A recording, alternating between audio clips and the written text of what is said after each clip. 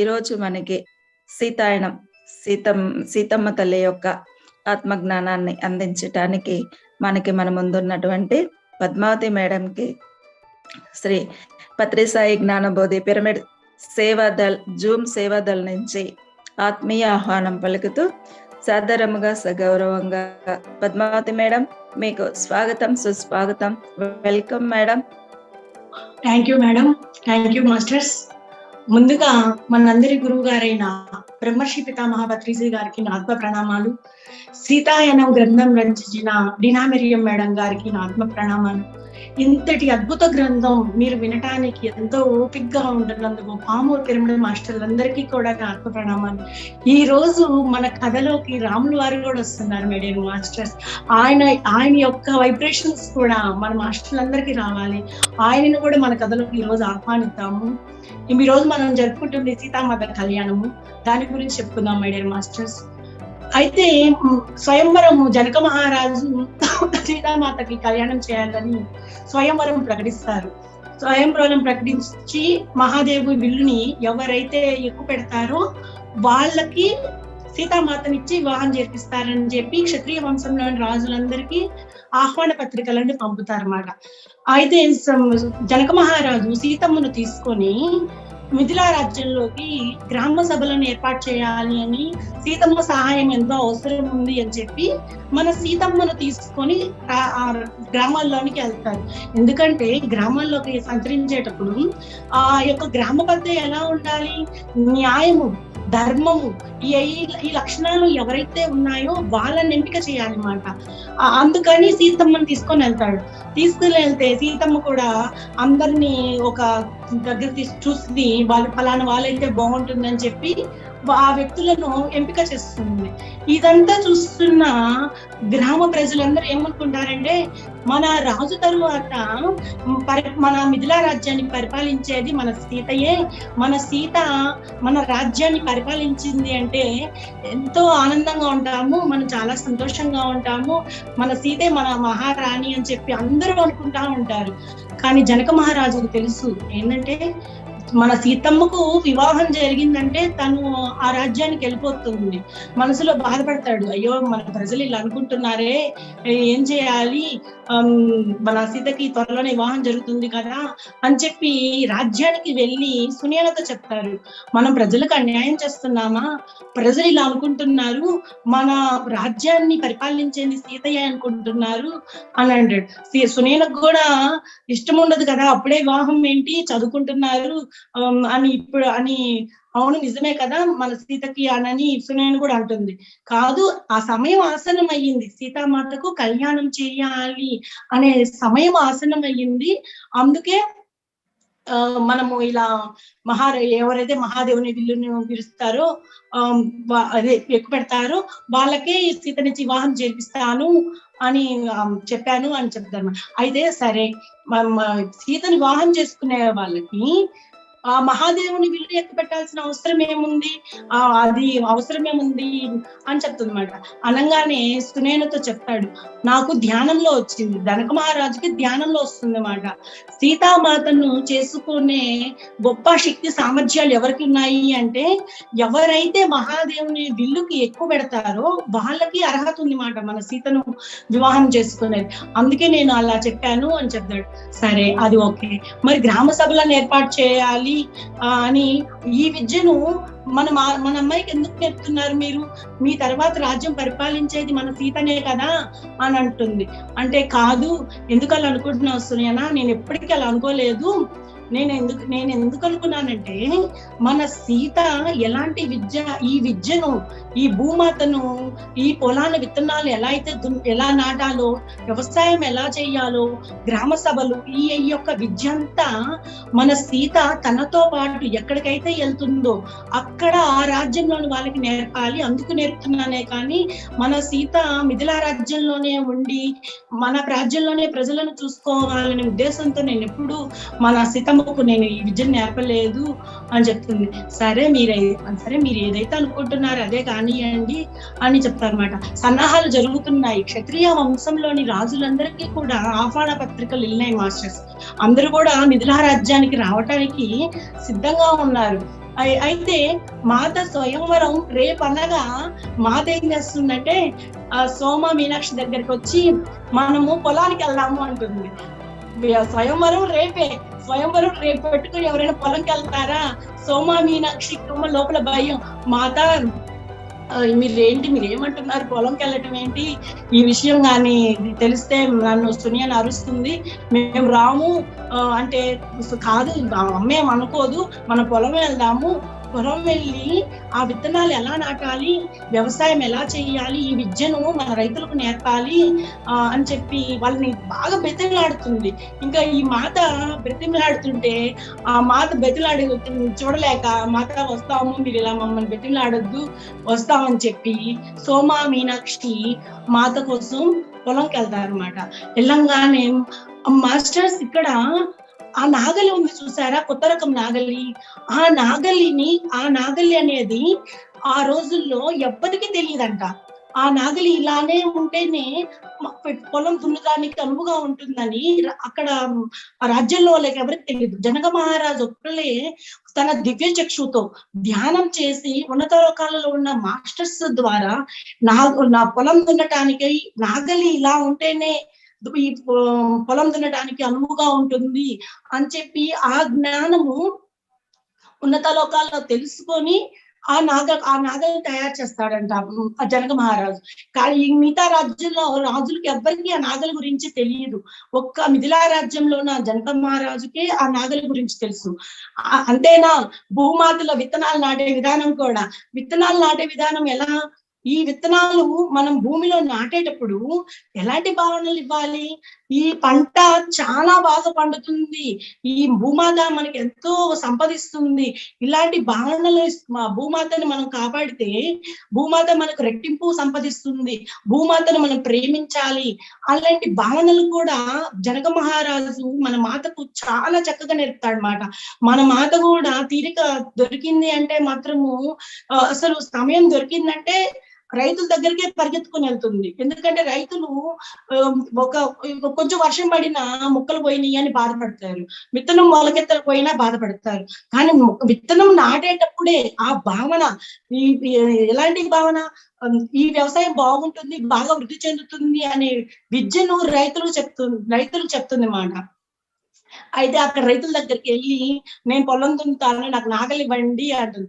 ఆ నాగలి ఏమన్నా తేలిగైన బరువా, పురుషులు సైతము ఆ నాగల్ని మొయ్యలేరు. అక్కడున్న రైతు, అమ్మా సీత నువ్వు మొయ్యలేవమ్మా ఈ నాగల్ని అంటే, లేదు నేను పొలం దున్నుతాను మీరు చూడండి అని చెప్పి ఏకదాటిగా ఆ నాగల్ని ఒక్కటే అసలు బాగా ఇలా దున్నాలి అని చెప్పి చూపిస్తుంది అన్నమాట రైతులకు. అక్కడ దూరంగా ఉన్న సోమ మీనాక్షి అమ్మ మాతకి ఏమన్నా అవసరం ఉంటుందో, అమ్మ మాతకు సహాయం చేద్దాము అని చెప్పి మాత దగ్గరకు వస్తారు. మాత దగ్గరకు వస్తే మాత అంటుంది, మీకు నాకు ఎవరో సహాయం అవసరం లేదు, నేను ఒక్కదాన్నే పొలము దున్నగలను, మీరు అక్కడే గట్టున దగ్గర కూర్చొని అని చెప్పి మాత పొలం దున్నుతూ ఉంటుంది మాస్టర్స్. అయితే మాతకి దున్నుతుంటే ఒక సమయంలో ఒక స్పర్శ, ఎలాంటి స్పర్శ అంటే మనం గత ఎపిసోడ్ లో తెలుసుకున్నాము, మాత ధ్యానంలో ఎవరైతే వివాహం చేసుకుంటాము అని చెప్తేనే కదా భూమి వచ్చింది తిరిగి మళ్ళీ మన లోకంలోకి, అలాంటి స్పర్శ మాతకు తెలుస్తుంది. తెలిసి ఒక క్షణం పాటు ఆగి ఇక్కడికి నన్ను ఎవరైతే వివాహం చేసుకుంటున్నారో వాళ్ళు వచ్చున్నారు అని చెప్పి తదేకంగా చూస్తుంటుంది అన్నమాట. చూస్తుంటే కొంత దూరంలో ఇద్దరు రాకుమారులు కనపడతారు. వాళ్ళు ఎందుకు వచ్చారంటే గుర్రానికి నీళ్లు పెట్టడానికని ఆగారు. వాళ్ళు ఆగి ఎవరైనా నీళ్ళు తెచ్చిస్తారోమోనని నీళ్ళ కోసం అక్కడ ఉండంగానే ఒక రైతు వెళ్ళి మాకు గుర్రాలకి నీళ్ళు సహాయం అందించమంటే ఆ రైతులు ఆ నీళ్లు అందిస్తారన్నమాట. నీళ్లు వద్దుంటే మన రాముల వారికి కూడా అదే స్పర్శ. ఏంటంటే ఇక్కడ దృశ్యం, ఇక్కడ ఏదో శక్తి నన్ను లాగుతుంది అన్నట్టుగా చూస్తారు. చూడంగానే అక్కడ మన సీతమ్మ తల్లి పొలం దున్నుతూ ఉంటుంది. ఆ దృశ్యం చూడంగానే మన రాముల వారికి కూడా ఆశ్చర్యము. ఒక స్త్రీ పొలం దున్నటం ఏంటి, ఎంత బాగా దున్నుతుంది, పొలం దున్నటమేనా, ఆ పొలం దున్నటంతో పాటు ఆ మట్టిని తీసుకొని బుగ్గలకు రాసుకుంటుంది, బుగ్గలకు రాసుకొని ఆ మట్టిని ముద్దు పెట్టుకుంటుంది అన్నమాట. ఆ దృశ్యం అంతా చూస్తూ కూడా రాముల వారు తదేకంగా ఏంది ఈ రాజ్యంలోని స్త్రీలు ఎంత బాగా భూమాతను ప్రేమిస్తున్నారని చెప్పి అలానే ఉండిపోతారన్నమాట. ఉండిపోయి అడుగుతారు అక్కడికి వచ్చిన రైతుకి, ఆ స్త్రీ ఎవరు అని. అంటే చెప్తారు వాళ్ళు, ఆ స్త్రీ ఎవరో కాదు మా మహారాణి అంటారు. మహారాణి అనగానే రాముని వారికి కూడా ఎంత ఆశ్చర్యం. అంటే అయోధ్య రాజ్యంలో కూడా వాళ్ళ అమ్మలు కూడా రాణులే. ఎలా ఉంటారు మై డియర్ మాస్టర్స్? రాజ్యంలో ఉంటారు, పూజలు చేసుకుంటూ ఉంటారు, పొలానికి రారు కదా. కానీ ఇక్కడ పూర్తిగా విరుద్ధం. మన అమ్మ, మన సీతమ్మ వ్యవసాయం చేస్తుంది. అసలు ఎంతో ఆశ్చర్యంగా ఆ అమ్మ సీతమ్మ తల్లిని ఒక రాణేయుండి వ్యవసాయం చేస్తుంది, ఎంత అద్భుతం ఇది, అబ్బాయి అని చెప్పి అక్కడి నుంచి కూడా వెళ్ళిపోతారు. మన రాణి, మన సీతమ్మకు కూడా సేమ్ ఏంటంటే ఆ వైబ్రేషన్, వాళ్ళెవరు అని చెప్పి అక్కడికి వచ్చిన రైతులకి అడుగుతుందన్నమాట.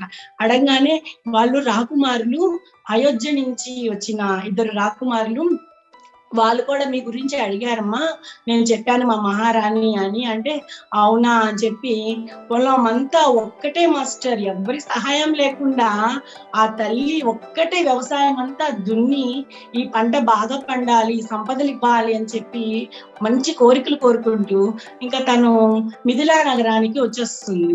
ఇదంతా పరిచారకుల ద్వారా మన సునయన తెలుసుకొని అసలు రేపు స్వయంవరం పెట్టుకొని పొలంకి వెళ్ళడం ఏంది, పొలంకి వెళ్ళిన అసలు మగవాళ్ళ సహితం కూడా ఆ నాగలిని ఎత్తలేరు, అలాంటిది నువ్వు ఏకదాటికి ఎలా ఎత్తావమ్మా, నీకు అంత శక్తి ఎలా వచ్చింది అని సునయన అడుగుతుంది. అడగగానే సీతమ్మ చెప్తుంది, అది శరీరానికి సంబంధించింది కాదు, మన మనస్సులలో మనం గట్టిగా అనుకుంటే బరువు అనేది ఉండదమ్మా, నాకు అసలు బరువే లేదు, చాలా సునాయాసంగా పొలం దున్నాము అని అంటుంది. ఇంట్లో మధ్యలో తన చెల్లెలు ఊర్మిళ పరిచారకుల ద్వారా వింటుంది అన్నమాట.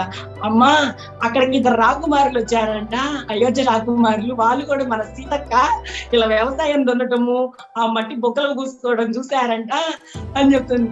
దానికి నేను మళ్ళీ బాధ, ఎక్కడైనా ఉంటుందా ఈ విడ్డూరము, స్వయం రాకుమారులు పొలం దున్నటము, ఆ మట్టితో ఆడుకోవటము, ఆ రాకుమారులు ఏమనుకున్నారో అని చెప్పి అనుకుంటుంది అన్నమాట. అనుకోగానే మన జనక మహారాజు అంటాడు, సీతని వివాహం చేసుకోవాలి అంటే సీతామాతల్లో ఎలాంటి గొప్ప గుణాలు, ఎంత గొప్ప జ్ఞానం ఉందో అలాంటి జ్ఞానము ఆ రాకుమారికి కూడా తెలియాలి, ఆ రాకుమారికి కూడా తెలిసి సీతామాతకి స్వేచ్ఛనివ్వాలి, అంతేగాని ఆ జ్ఞానాన్ని దాచుకోకూడదు, మనం ఎంతో గొప్ప అమ్మాయిని కన్నామని చెప్పి ఆ రాకుమారులకు కూడా అర్థమవుతుందిలే. అయినా ఆ రాకుమారులు వచ్చింది స్వయంవరానికి అయ్యుండదు, మహాదేవుని విల్లు చుట్టానికి వచ్చుంటారు అంతే అని చెప్తాడనమాట. చెప్పంగానే అసలు మహాదేవుని విల్లు యొక్క చరిత్ర తెలుసుకుందాం మై డియర్ మాస్టర్స్. మహాదేవుని విల్లు జనక మహారాజు కుటుంబానికి ఎలా వచ్చిందంటే, అది పరశురాముడు జనక మహారాజు యొక్క వాళ్ళ యొక్క పూర్వీకులకు ఇస్తారన్నమాట. ఎందుకంటే జనక మహారాజు పూర్వీకులు కూడా ఎలా ఉంటారంటే రాజ్యాలను విస్తరించాలని కానీ, రాజ్యాలను కొల్లగొట్టాలని కానీ, యుద్ధాలు చేయాలని కానీ ఉండదు. వాళ్ళకి భూమాత మీద ప్రేమ, భూమి మీద ప్రేమ ఉన్న దాంట్లోనే ప్రజలను చాలా చక్కగా చూసుకుంటారు అన్నమాట. ఆ రోజుల్లో క్షత్రియ వంశంలో రాజులు ఎలా ఉండేవాళ్ళంటే రాజ్యాలను విస్తరింప చేయాలని యుద్ధం అవసరం లేకపోయినా కానీ యుద్ధాలు చేసేవాళ్ళు. ఆ యుద్ధం చేయటం వల్ల ప్రాణ నష్టము, ఆస్తి నష్టము, జన నష్టము ఇవన్నీ జరుగుతున్నాయి అన్నమాట. భార్యలోమో భర్తలను కోల్పోతున్నారు, తల్లిదండ్రులేమో బిడ్డలను కోల్పోతున్నారు. ఇది ఇలా జరగకూడదు అని విష్ణుమూర్తి 6వ అవతారమే పరశురాముడు. ఆ పరశురాముడికి సాక్షాత్తు మహాదేవుడే ఆ విల్లునిస్తాడు అన్నమాట. ఈ విల్లుని ఆయన అవతారం పూర్తయినప్పటికీ వేరే వాళ్ళ చేతిలో పడింది అనుకో, వాళ్ళు కూడా రాజ్యాలన్నీ కొల్లగొట్టేస్తారు, ఆస్తి నష్టం ఇవన్నీ జరుగుతాయి. అందుకని పరశురాముడు చాలా జాగ్రత్తగా ఆలోచించే మహాదేవుని విల్లు జనక మహారాజు కుటుంబంలోకి వెళ్తే వాళ్ళు రాజ్యాలను విస్తరించరు, అంతేకాకుండా ఆ విల్లుని బాగా పవిత్రంగా పూజలు చేస్తారు అని చెప్పి బహుమానంగా మా పూర్వీకులకి ఇస్తారన్నమాట. నిజంగానే ఆ పరశురాముడు ఏదైతే అనుకున్నాడో అలానే ఆ మహాదేవుని విల్లుకి పూజలు చేస్తారే కానీ ఆ విల్లు సహాయంతో రాజ్యాలను విస్తరించరు. ఈ విషయాలు తెలుసుకున్న రావణాసురుడు కూడా ఇది మహాదేవుని విల్లు జనక మహారాజు రాజ్యంలో ఉండటం ఏంటి అని చెప్పి జనక మహారాజు దగ్గరికి సీతామాత చిన్నప్పుడు ఉన్నప్పుడు వస్తాడు. వచ్చి జనక మహారాజుతో అంటాడు, నీకెందుకు ఈ విల్లు, నీ రాజ్యం ఉన్న పెద్దదా, ఎంత ఉంటుంది, చాలా చిన్నది, నేను త్రిలోకాలకి అధిపతిని, నేను త్రిలోకాలని జయించాను, ఈ మహాదేవుని విల్లు నా దగ్గర ఉండాలా, నాకు ఇవ్వు అని చెప్పి అడుగుతాడు. చాలా గర్వం అన్నమాట, ఎందుకంటే త్రిలోకాలకు అధిపతి కదా, చాలా గర్వంగా అంటాడు. అనగానే మన జనక మహారాజు అంటాడు, ఇది రాజ్యాలను విస్తరించడానికి కాదు, ఈ విల్లు మేమెంతో పవిత్రంగా భావిస్తున్నాము, నేను ఇవ్వను అంటాడు. రావణాసురుడికి కోపం కూడా వస్తుంది. ఏంటి నువ్వు ఇచ్చేదేంటి, నేనే తీసుకెళ్ళిపోతానని చెప్పి ఆ మహాదేవుని విల్లుని ఎత్తడానికి ప్రయత్నిస్తాడు మాస్టర్స్. ఎత్తడానికి ప్రయత్నిస్తే ఆ విల్లు కొంచెం కూడా జరగదు. ఎంతో శక్తిని, తనకున్న శక్తిని అంతా ఉపయోగించినా గానీ అంగుళం కూడా జరపలేడు అన్నమాట రావణాసురుడు. జరపలేక ఈ విల్లు జరగట్లేదు, ఈ విల్లు నేను తీసుకెళ్ళబోతున్నాను అని చెప్పి జనక మహారాజు మీద కోపంతో అక్కడి నుంచి వెళ్ళిపోతాడు. మై డియర్ మాస్టర్స్, ఆ యొక్క మహాదేవుని విల్లు యొక్క చరిత్ర అది మాట. అయితే మరుసటి రోజు సీతామాత వెళ్తుంది ఆ గుడి దగ్గరికి, ఆ అమ్మవారికి పూజలు చేయడానికి అని తన పరిచారకులు తన చెల్లెలతో వెళ్తే అమ్మవారి ముందు భారతీదేవి ముందు పాటలు పడతా ఉంటే మన రాముల వారు కూడా అక్కడికి వస్తారు. ఎందుకంటే మహాదేవుని విల్లు చూడటానికి అక్కడ గుడిని ఎంతో సుందరంగా ఉంటుంది, ఆ అమ్మవారిని చూడటానికి అని చెప్పి వస్తారనమాట. మన సీతమ్మ పాటలు పాడుతుంటే ఎంతో మధురంగా ఉండి ఒక క్షణం పాటు అబ్బా ఎవరు ఇంత మధురంగా పాటలు పాడుతున్నారని చెప్పి అక్కడే ఆగిపోతారు. లోపల ఉన్న సీతమ్మకు కూడా అదే వైబ్రేషన్, ఏంటి తనను చేసుకునే వ్యక్తి ఇక్కడ దరిదాపుల్లో ఉన్నాడు అని చెప్పి మన సీతమ్మ కూడా అనుకొని పూజ ముగించుకొని తన వస్తుంటే రాముల వారు ఎదురుపడతారు. రాముల వారు ఎదురుపడంగానే ఒకరికొకరు కళ్ళల్లో చూసుకుంటూ ఈ లోకాన్ని మర్చిపోతారు మై డియర్ మాస్టర్స్. ఈ లోకాన్ని మర్చిపోయి చాలాసేపు వాళ్ళిద్దరూ వాళ్ళ యొక్క కళ్ళల్లో చూసుకుంటూ ఉంటారు అన్నమాట. ఇదంతా చూస్తూ వాళ్ళ యొక్క మౌనంగా ఉన్నారు కదా, ఎంతసేపు మౌనంగా ఉంటారు. ఇంకా లక్ష్మణుడు మధ్యలో కల్పించుకొని, మేము అయోధ్య రాజ్యానికి రాకుమారులము, నా పేరు లక్ష్మణుడు, మా అన్నగారు రాముడు అని పరిచయం చేస్తున్నారు. పరిచయం చేయగానే అక్కడ ఊర్మిళ కూడా నా పేరు ఊర్మిళ, మా అక్క సీతక్క అని చెప్పి పరిచయం చేసుకుంటారు అనమాట. చేసుకోగానే అప్పుడు రాముల వారు అంటారు ఏమనంటే, మీరే కదా నిన్న పొలంలో వ్యవసాయం చేసింది, పొలం దున్నింది మీరే కదా, అసలు ఆ మట్టి తీసుకొని బొగ్గలకు రాసుకుంటుంటే ఆ దృశ్యం ఎలా ఉందంటే, ఒక తల్లి బిడ్డకి ఎట్లయితే ముద్దులు పెడుతుందో అట్లా ఉంది. అసలు మీరు ఎంత బాగా పొలం దున్నారనండి, నాకు ఈ వ్యవసాయం పట్ల ఏ జ్ఞానము లేదు, నాకు అంతకాడికి యుద్ధాలు చేయటమే వచ్చు అని చెప్తారన్నమాట. చెప్పంగానే మన సీతమ్మ కూడా జనక మహారాజు యొక్క చెప్తాడు. జనక మహారాజు రాజ్యంలో ప్రజలందరికీ కూడా చెప్తాడు, మట్టిని ఎలా ప్రేమించాలి, భూమాతని ఎలా ప్రేమించాలి, పొలం ఎలా దున్నాలి.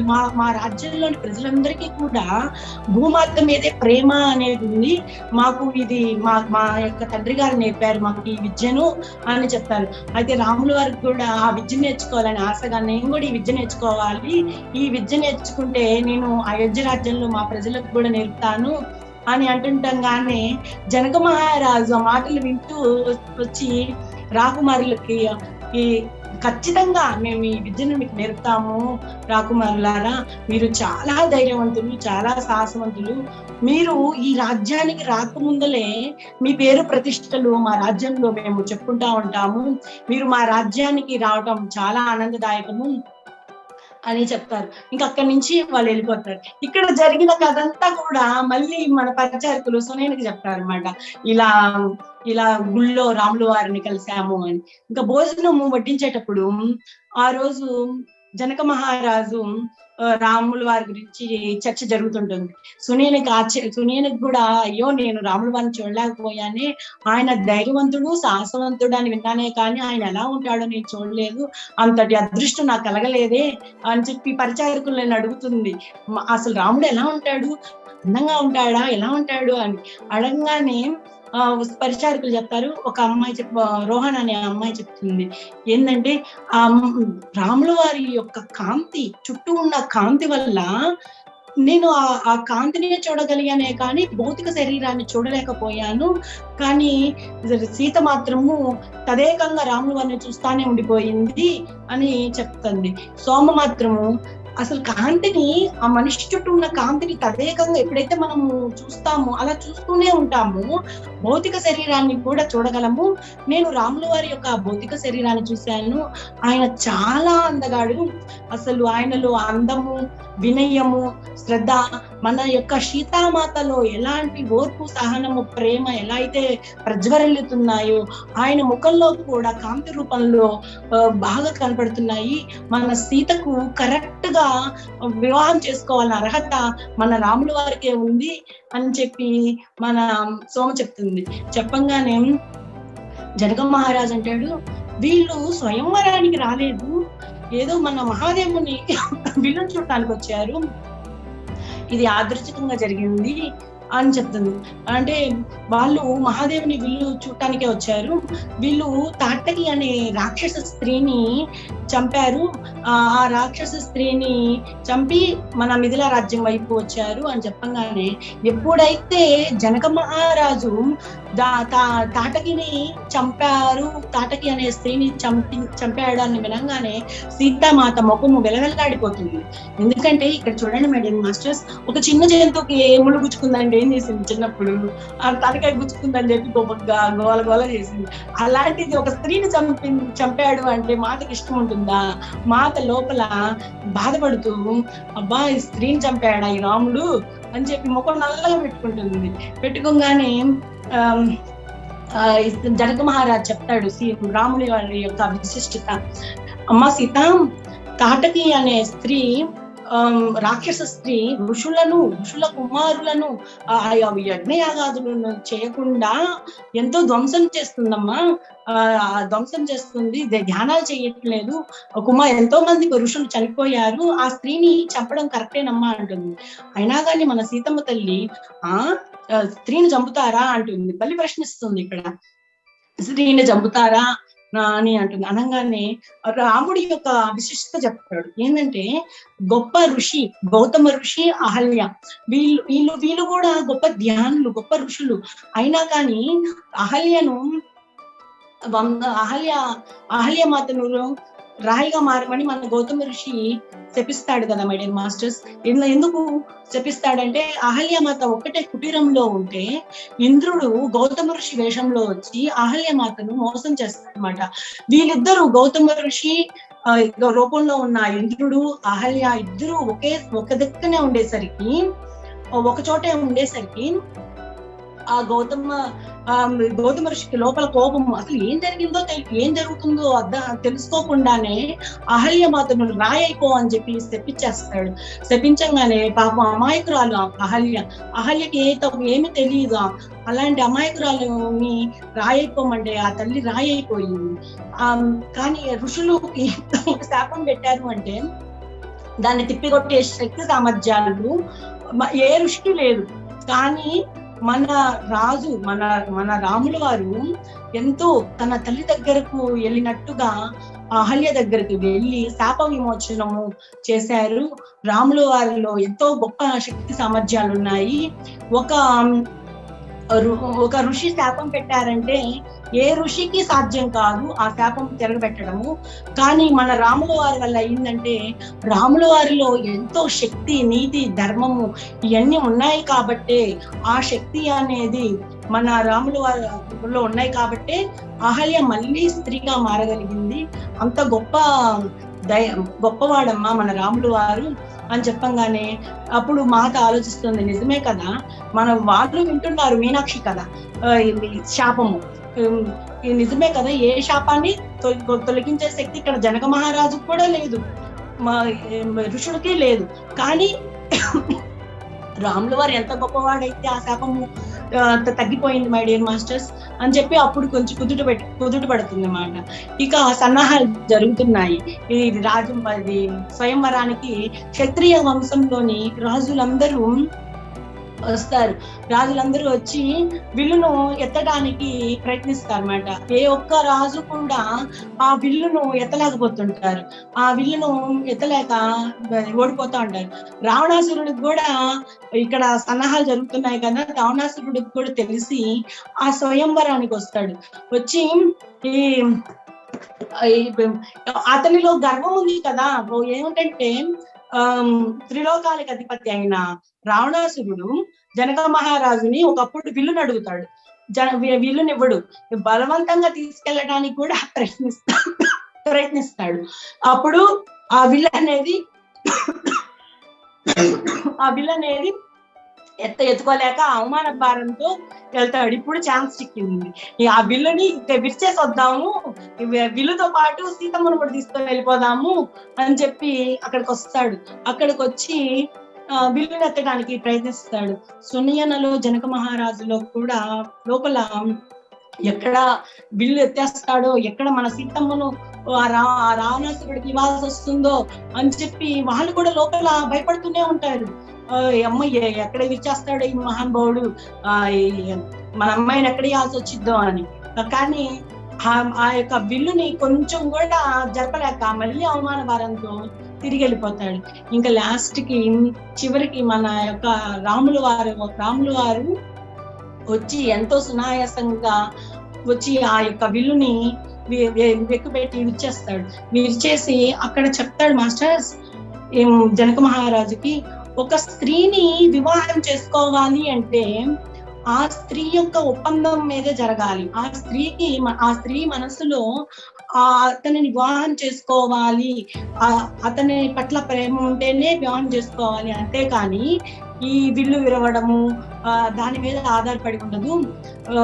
నేను మళ్ళీ సీత యొక్క అంగీకారము తెలిస్తే సీతకు నన్ను వివాహం చేసి రాముల వారికి వివాహం చేసుకోవాలి అనే ఇష్టం ఉంటేనే వివాహం జరుగుతుంది, లేకపోతే వివాహం జరగదు. నాకు ఒక రోజు గడువు ఇవ్వండి, సీతకు కూడా గడువు ఇవ్వండి, సీత అంగీకారం తెలిపితేనే మా యొక్క వివాహం జరుగుతుంది అని చెప్పి రాముల వారు లక్ష్మణుడు అక్కడి నుంచి వెళ్ళిపోతారు. మరుసటి రోజు సునీన మాత భోజనానికి ఆహ్వానిస్తుంది మాట రాముల వారిని లక్ష్మణుడిని ఆహ్వానిస్తే అక్కడికి వచ్చి భోజనం తింటుంటూ అప్పుడు సునయన చెప్తుంది, మా అమ్మాయికి మా సీతమ్మకు మీకు వివాహం చేసుకోవడం ఇష్టమేనంట అని చెప్పంగానే అసలు అక్కడున్న పరిచారకులు ఒక క్షణం పాటు కూడా ఆగరు. వాళ్ళకు కూడా ఎంతో ఆనందం. అంటే రాముడు అంటే ఏంటి, ఆయనలో న్యాయము, ధర్మము, ప్రేమ, కరుణ ఇలాంటి లక్షణాలు కరెక్ట్ జోడి. సీతమ్మలో కూడా అయ్యే లక్షణాలు ఉన్నాయి.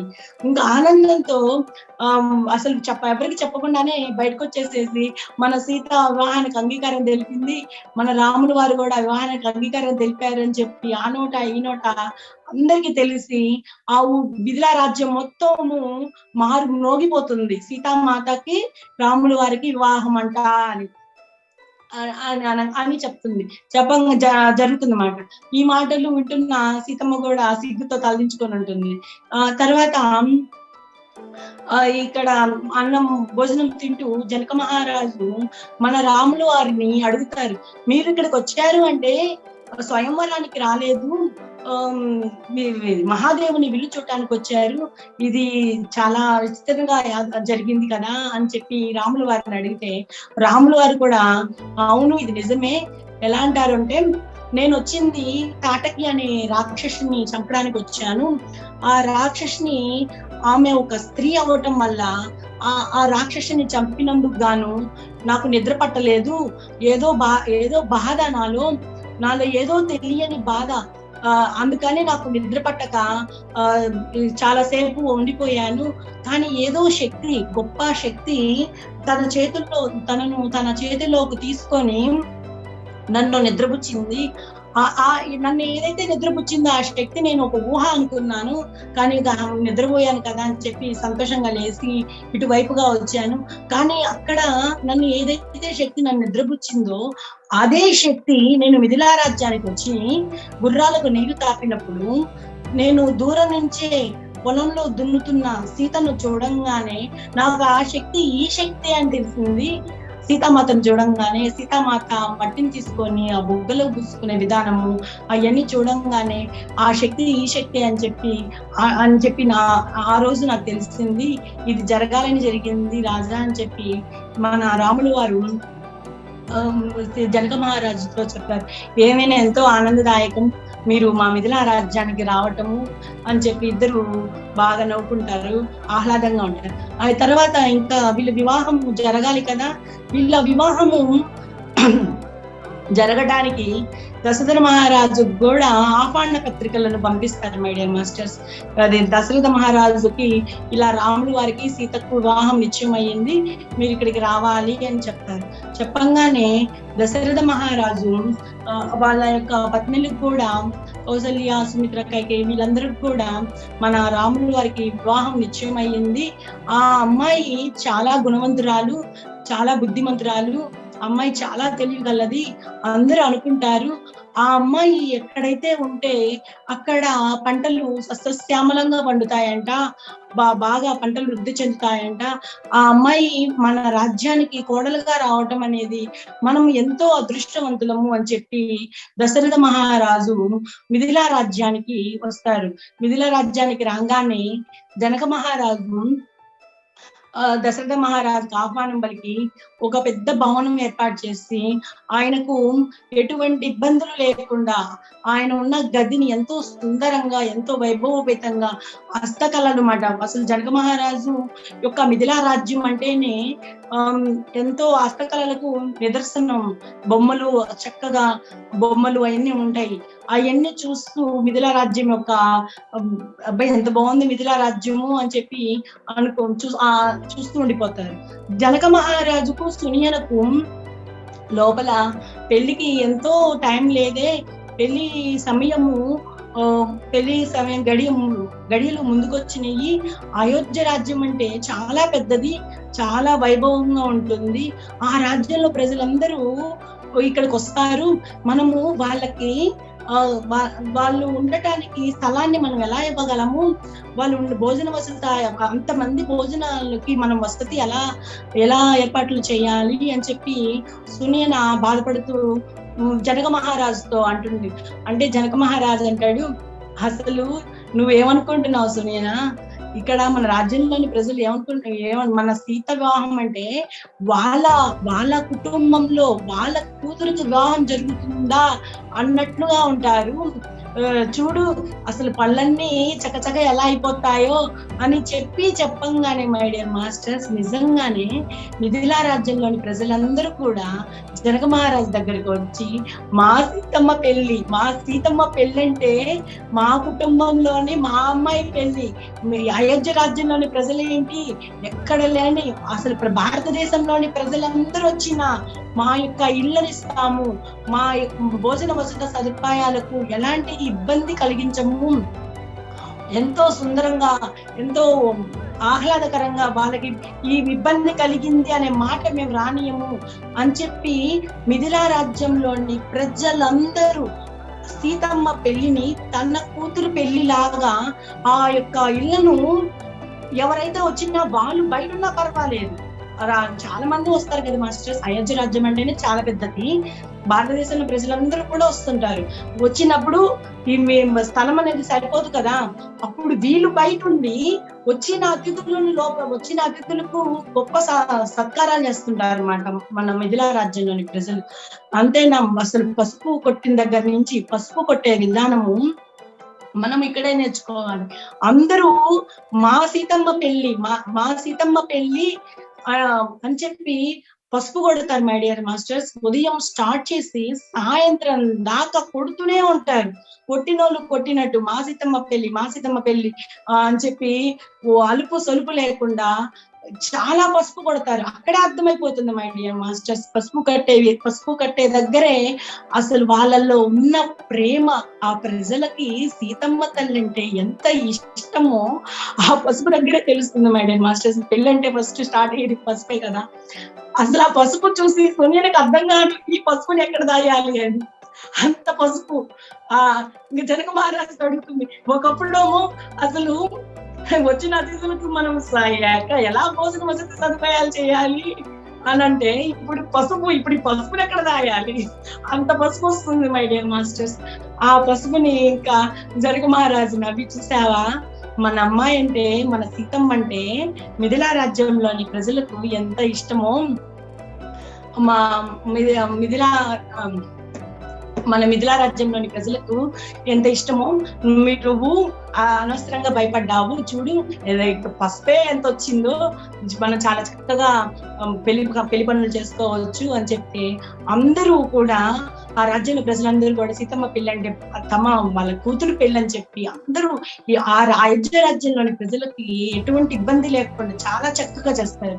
అంతేనా, ఇక్కడ ఒకరోజు భోజనం తినే టైంలో రాముల వారు జనక మహారాజుతో అంటాడు, తాటక స్త్రీని చంపినందుకు నాకు లోపల ఎక్కడో బాధ, ఎందుకంటే ఆమె స్త్రీయే కదా అని అంటాడు. అంటాగానే అప్పుడు సీతమ్మ అంటుంది, లేదులే ఎందుకంటావేమో, ఆమె స్త్రీ, రాక్షసులు ఎలా అంటే ఒక స్త్రీ రూపం ధరించారనుకోండి, ఆ స్త్రీ రూపం ధరించడం వల్ల ఎవరు క్షత్రియ రాజులు వాళ్ళ మీద దాడి చేయరని వాళ్ళు ఆ రూపం ధరిస్తారు, మీరు చేసింది కరెక్టేలే అని చెప్పి సీతమ్మ చెప్తుంది. ఆ మాటలకి రాముడు వారు సంతోషించి, అమ్మయ్య ఒకప్పుడు సీత ఇలా అనుకుంది, నేను స్త్రీని చంపానని బాధపడింది, ఇప్పుడు సీతలో అలాంటి బాధ లేదు, నేను చేసింది కరెక్టే అనుకుంటుంది, అబ్బా ఎంతో ఆనందము నాకు అని చెప్పి రాములు వారు అనుకుంటాడు. ఈ మాటలు వింటున్నా మన మీనాక్షి ఏమనుకుంటుంది అంటే, మై డియర్ మాస్టర్స్, ఏంటి యుద్ధాలు ఏంటి, రాక్షసులను చంపడం ఏంటి, మన రాజ్యం ఎలా ఉంది అంటే వాళ్ళకి తెలియదు కదా, యుద్ధాలు అనేది తెలియదు, అసలు చంపడం అనేది ఏం తెలియదు. జనక మహారాజు పాలన అలా ఉంటుంది. సీతమ్మ వివాహం అయ్యి వెళ్ళినాక సీతమ్మ పరిస్థితి ఏంటి, ఈ రాజుము రాక్షసులను చంపుతా ఉంటాడా, ఇది మొదలు కాదు, ఇంకా ఎంతో మంది రాక్షసులను చంపాలంటున్నాడు. మన సీతమ్మ తల్లి అక్కడికి వెళ్తే ఈ రాక్షసులను చంపేది వింటా ఉంటుందా, మన సీతమ్మ తల్లికి జంతువు ముళ్ళు పుచ్చుకుందంటే ఒక రోజంతా ఏడుస్తుంది, ఇంకా రాక్షసులను చంపుకుంటా ఈ రాముల వారంటే మన సీతమ్మ ఎలా ఉంటుంది అని చెప్పి మీనాక్షి బాధపడుతుంది. అప్పుడు సోమ చెప్తుంది, మీనాక్షి నువ్వు అసలు ఏమనుకుంటున్నావు, ఈ రాముల వారు ఎందుకు వచ్చారు ఈ భూమి మీదకు, ఈ రాక్షసులను చంపి భూమాతను రక్షించడానికే రాముల వారు వచ్చారు. రాముల వారికి సహాయంగా సీతమ్మ తల్లి ఉంది. వాళ్ళ యొక్క కళ్యాణము లోక కళ్యాణమే కానీ బాధాకరం కాదు.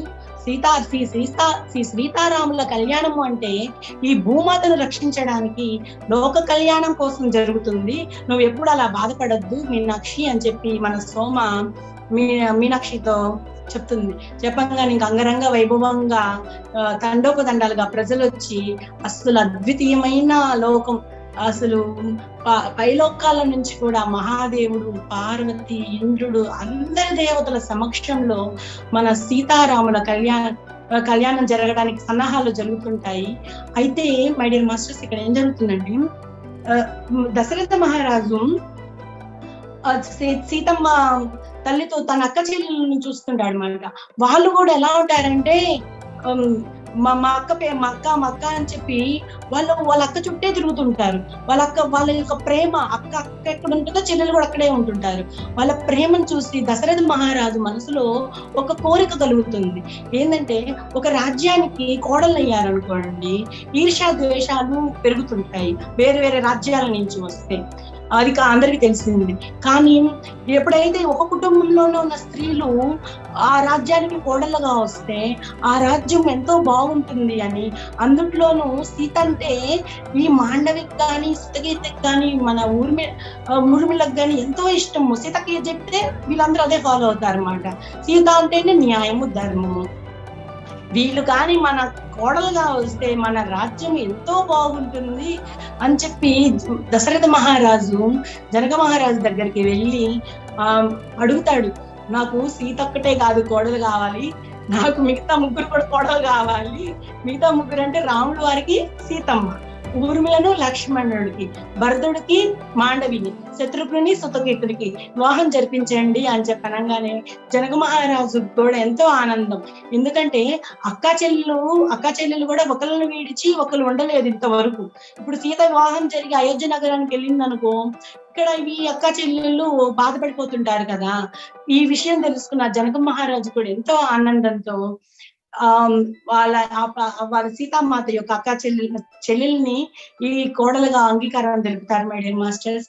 ఇక అందరికి తెలిసిందే, సీతమ్మ పెళ్లి అంటేనే మిథిలా రాజ్యంలోని ప్రజలందరూ కూడా తమ కూతురు పెళ్లి అని చెప్పి ఎంతో అంగరంగ వైభవంగా ఆకాశానికే పందిలు కడుతున్నారు, తోరణాలు కడుతున్నారు, పసుపు దగ్గర నుంచి ఎంతో అంగరంగ వైభవంగా చేస్తున్నారు. ఇక్కడ లోక కళ్యాణం జరుగుతుంది. సీతారాముల కళ్యాణము అంటే ఈ భూమాతను రక్షించడానికి లోక కళ్యాణం జరుగుతుంది అన్నట్లుగా అక్కడ సాక్షాత్తు మహాదేవుడు, పార్వతి, బ్రహ్మ, సరస్వతి మాతలు, ఎంతో మంది దేవతలు వచ్చి వాళ్ళకు ఆశీర్వాదము ఇస్తారన్నమాట. ఎంతో చాలా అద్వితీయంగా అంగరంగ వైభవంగా జరుగుతుంది. అయితే పెళ్ళైపోయినాక ఇంకా జనక మహారాజుకి కొంచెం లోపల బాధ ఉంటుంది. ఏంటంటే అప్పుడే మన అమ్మాయి పోతుందా అంటే దశరథ మహారాజు అంటాడు. దశరథ మహారాజు కూడా జనక మహారాజు పరిపాలన అంటే ఎంతో ఇష్టము. జనక మహారాజు పరిపాలనలో కాస్త కొన్ని రోజులు ఉండాలి అని తీసుకుంటాడు. మేము ఎప్పుడే వెళ్ళటం లేదు, మేము ఉంటాం ఇక్కడ కొన్ని రోజులు ఇక్కడ ఉండి మీరు భూమాతను ఎలా ప్రేమిస్తున్నారు, భూమాతలను వ్యవసాయం ఎలా చేస్తున్నారు, ఇలాంటివన్నీ మేము కొన్ని రోజులు గ్రామ సభలు, కొత్తగా ఏదో గ్రామ సభలు ఏర్పాటు చేస్తున్నారంట కదా, ఆ విద్యను నేర్చుకొని వెళ్తాము అని చెప్పి కొన్ని రోజులు అక్కడ ఉంటారు. నిజంగా జనక మహారాజు సునియనల కూడా ఆనందం, పెళ్లి అయినంటనే అయోధ్య నగరానికి వెళ్లకుండా కొన్ని రోజులు ఇక్కడ ఉంటున్నారు కదా అని. ఇంకా జనక మహారాజు తన అల్లుడైన రాములు వారిని తన రథం ఎక్కించుకొని ఈయన మా అల్లుడు అని చెప్పి రాజ్యంలో ప్రజలందరికీ పరిచయం చేస్తూ గ్రామ సభల యొక్క విశిష్టత, గ్రామ సభలు ఎందుకు ఏర్పాటు చేయాలి, గ్రామ సభలు ఎందుకు ఏర్పాటు చేయాలి, ఋషులు ఏం చేస్తున్నారు మై డియర్ మాస్టర్స్, వాళ్ళు ధ్యానం చేసి ఆ శక్తితో నువ్వు రాయి అయిపో, నువ్వు అదైపో, ఇదైపో అని చెప్పి శాపాలు పెడుతున్నారే కానీ భూమాతను రక్షించే పనులు ఏం చేస్తున్నారు. ఇది ఇంకా జరగకూడదు. దీనికి శాశ్వత పరిష్కారం కావాలి అంటే, ఋషుల్లో ఉన్న అజ్ఞానం కూడా తొలగిపోవాలి అంటే, ప్రజలలో కూడా ఎంతో శక్తి సామర్థ్యాలు ఉన్నాయి అని తెలియాలి అంటే మనం గ్రామ సభలు ఏర్పాటు చేశామనుకోండి, ఆ గ్రామ పెద్ద దగ్గరికి ఏదైనా సమస్య వచ్చిందంటే గ్రామ పెద్ద దగ్గరికి వెళ్ళి సమస్య తీర్చుకుంటారు. ఆ పెద్దగాని తీర్చుకోలేకపోతే రాజు దగ్గరికి వెళ్తుంది, ఆ తర్వాత ఋషుల సమక్షంలోకి వెళ్తుంది అని చెప్పి ఈ గ్రామ సభల సమావేశాలు, ఈ వ్యవసాయము ఎలా దున్నాలి, భూమాతను ఎలా రక్షించాలి, అలాంటి విద్యలన్నీ కూడా చాలా చక్కగా సునాయాసంగా బాగా చెప్తుంటాడు అన్నమాట. చెప్తుంటే మన మాత కూడా లోపల కొంచెం బాధ అనేది ఉంటుంది. ఏంటంటే ఇంకా అయోధ్య నగరానికి వెళ్ళాలి కదా, ఇక్కడేమో జనక మహారాజు మన రాముల వారికి ఈ విద్యను నేర్పుతున్నాడు, వ్యవసాయము, గ్రామ సభలు అనేవి నేర్పుతున్నాడు. కానీ సీతామాత మాత్రము లోపల బాధ ఏంటంటే తను పుట్టి పెరిగిన ఊరు కదా, తను పుట్టి పెరిగిన రాజ్యం కదా, అక్కడ ఉన్న సమయం అంతా కూడా అడవిలోకి వెళ్ళి ప్రతి చెట్టుకి, ప్రతి మొక్కకి ముద్దు పెట్టుకుంటూ ఉంటుంది. ఎందుకంటే నాకు పెళ్ళైపోయింది, నేను ఇంకా అయోధ్య నగరానికి వెళ్ళాలి కదా అని చెప్పి తనలో ఉన్న భావాలన్నీ ఆ మొక్కలకి, ఆ జంతువులకి చెప్తా ఉంటుంది. ఎవరు కంట నీరు పెట్టుకోరు. ఎందుకంటే ఇక్కడ సీతమ్మ తల్లి బాధపడింది అంటే మిగతా వాళ్ళు పరిచారకులు కూడా బాధపడుతుంటారు అని చెప్పి వాళ్ళు కూడా కొంచెం బాధపడకుండా సీతమ్మ ముందు ఎంతో ఆనందంగా సంతోషంగా సీతమ్మ తల్లి కళ్యాణం జరిగింది అని ఆనందంలోనే ఉన్నట్టుగా కనపడుతుంటారు. కానీ సీత ఒక్కటే మాత్రం సీతకు తెలుసు వీళ్ళ ఇక్కడ ఉన్న వాళ్ళు కూడా నేను వెళ్తున్నాను అనే బాధ వీళ్ళలో ఉంటుంది అని చెప్పి తను ఉన్న సమయాన్ని సద్వినియోగం చేసుకుంటూ అడవిలోకి వెళ్ళి తన తోటి పరిచారకులు సోమ మీనాక్షిని తీసుకొని వెళ్ళి అడవిలోకి వెళ్ళి ప్రతి చెట్టుని ప్రతి మొక్కను తాగుతూ ఎంతో నాకు వివాహం జరిగింది, ఇలా జరిగింది, ఎంతో బాగా జరిగింది, మా రాజ్యంలోని ప్రజలందరూ కూడా వాళ్ళ కూతురే పెళ్లి జరిగిందా అన్నట్టుగా చేశారు అని చెప్పి తనకి ఎలా అయితే పెళ్లి జరిగిందో అన్ని భావనలన్నీ కూడా ఆ మొక్కలకి ఆ జంతువులకి చెప్తూ ఉంటుంది. చెట్లు కూడా కొంచెం బాధపడుతుంటాయి, ఎందుకంటే ఇంకా సీతమ్మ తల్లి ఇంకా రాదు కదా, ఇంకా వెళ్ళిపోతుంది అని. వాళ్ళ ఆ జంతువుల యొక్క ముఖంలో ఆ బాధను మన సీతమ్మ చూసి చెప్తుంది ఏంటంటే, నేను ఇక్కడ ఉన్నంత కాలము ఇక్కడికి వస్తాను, రాకుండా ఏముండను, నాకు మీరంటే ఎంతో ఇష్టము, మీ యొక్క ప్రేమ అనురాగాల వల్లే నేను ఇంకా ఎంతో జ్ఞానం అనేది నేర్చుకున్నాను, మీరు నన్ను వదిలిపోతున్నామని బాధపడద్దు, నేను ఈ యొక్క మీ దగ్గర ఎలాంటి జ్ఞానం అయితే నేర్చుకున్నానో ఆ జ్ఞానాన్ని అయోధ్య నగరంలో ఉన్న అడవులకు కూడా నేర్పుతాను అని చెప్పి ఆ చెట్లకు ఆ జంతువులకు ఎంతో ఆప్యాయంగా చెప్తుంది. సోమ మీనాక్షి పరిచారకులు కూడా సీతమ్మ మాటలు వింటూ వాళ్ళు కూడా లోపల బాధపడుతూ, మాతకు తెలియకుండా లోపల బాధపడుతూ వింటూ ఉంటారు అన్నమాట. సీతమ్మకు అర్థమయ్యి అడుగుతుంది, ఏంటి మీరు కూడా బాధపడిపోతున్నారా, మీరు కూడా నాతో పాటు ఏమన్నా వస్తారా అని అడుగుతుంది. మీకు ఇష్టంగానే ఉన్నట్లయితే మీరు నాతో పాటే మిమ్మల్ని తీసుకెళ్తాను, మీరు నిర్ణయం తీసుకోండి, కానీ మీరు అనుకున్నట్లుగా అక్కడ ఉండదు అయోధ్య రాజ్యము. అయోధ్య రాజ్యం అంటే కొన్ని కట్టుబాట్ల మధ్య ఉంటుంది. అయోధ్య రాజ్యంలో మనము వాళ్ళు ఏది చెప్తే అదే చెయ్యాలి. ఇక్కడ జనక మహారాజు పూర్తిగా స్వతంత్రత ఇచ్చాడు, అంటే ఒక తండ్రి లాగా వాళ్ళకి ఇది చెయ్యాలి అంటే ఆ పనే చెయ్యాలి. ఆ పని చేసినాక ఎంతో స్వేచ్ఛగా ఆడుతూ పాడుతూ ఉంటారు. కానీ అయోధ్య రాజ్యానికి వచ్చినాక వాళ్ళు కొన్ని రోజుల పాటు వాళ్ళు ఏది చెప్తారో అదే మనం చెయ్యాలి, ఇంత స్వేచ్ఛ మాత్రము అక్కడ ఉంటుంది అని మీరు అనుకోవడానికి లేదు. మీకు అది ఇష్టము అంగీకారం ఉంటేనే, మీరు ఇప్పుడే చెప్పొద్దు, మీ ఇంకా టైం ఉంది కదా మనం ఇక్కడ ఉండడానికి, మీరు ఆలోచించుకోండి, మీ ఆలోచన మీకు రావాలని అంటేనే మిమ్మల్ని కూడా నేను అయోధ్య నగరానికి తీసుకువెళ్తాను అని చెప్తుంది. సోమ మీనాక్షి అయితే చాలా సంతోషపడతారు, ఎందుకంటే మాత ఎక్కడ ఉంటే వాళ్ళకి అక్కడే ఆనందం, మాత చుట్టూరే తిరగాలి, మాత అరణ్యాలకు వెళ్తుంటే మాతతో పాటే అరణ్యాలకు వెళ్ళాలి, మాత పొలంకి వెళ్తుంటే మాతతో పాటే పొలంకి వెళ్ళాలి. వాళ్ళకి మాతే అసలు జనక మహారాజు రాజ్యంలో ఉండడం అనే దానికన్నా కానీ ఈ పరిచారకులకు మా దగ్గరే ఉండాలి అని, అమ్మయ్య మమ్మల్ని కూడా సీతమ్మ తల్లి తనతో పాటు రాజ్యానికి తీసుకెళ్తుంది, ఇంతకంటే ఆనందదాయకమైంది, మనం చక్కగా మన బట్టలు మనం సర్దుకొని సిద్ధంగా ఉండొచ్చు, ఎప్పుడైతే మన మాత అయోధ్య నగరానికి పదండి పోదాము అంటే మనం కూడా బట్టలు తీసుకొని వెళ్ళడానికి సిద్ధంగా ఉందాము అని చెప్పి వాళ్ళు కూడా ఆనందపడతారు. మై డియర్ మాస్టర్స్, అంటే చూడండి, సీతామాత పెళ్ళైన ఇక్కడ నా పెళ్ళైపోయింది అయోధ్య నగరానికి వెళ్తున్నానని ఆనందంతో పాటు కూడా అక్కడ ఉన్న ప్రతి జంతువు కూడా ముందుగానే సిద్ధం చేస్తుంది, నేను ఇక్కడి నుంచి వెళ్తున్నాను, ఇక్కడ ఉన్న జ్ఞానాన్ని అంతా కూడా అక్కడ ఉన్న ప్రజలకు, అక్కడ ఉన్న అరణ్యానికి నేర్పుతాను, మీరు బాధపడద్దు అని ప్రతి మొక్కకు, ప్రతి చెట్టుకి, ప్రతి జంతువుకు కూడా సిద్ధం చేస్తుంది. మై డియర్ మాస్టర్స్, ఇక మనం నెక్స్ట్ ఎపిసోడ్ లో వీడ్కోలు అయోధ్య నగరానికి వెళ్ళినాక అయోధ్య నగరంలో పరిస్థితులు ఎలా, అయోధ్య నగరంలో ఎలా ఇముడుతున్నారు, వాళ్ళ యొక్క అక్కడికి వెళ్ళినా కూడా కొన్ని ఇబ్బందులు ఉంటాయి కదా, అవన్నీ కూడా మనం నెక్స్ట్ ఎపిసోడ్ లో తెలుసుకుందాం. My dear masters, thank you my dear madam. ప్రాతకాల సమయాన్ని మాకు ఇంత మంచి గ్రంథాన్ని, సీతమ్మ తల్లి చరిత్రను మాకు చెప్తున్నారు మేడం. కృతజ్ఞతలు మేడం. Thank you madam. ఈ ప్రేమను మనం ఎంత పెంచుకోవాలి మనకు అర్థమవుతుంది మేడం.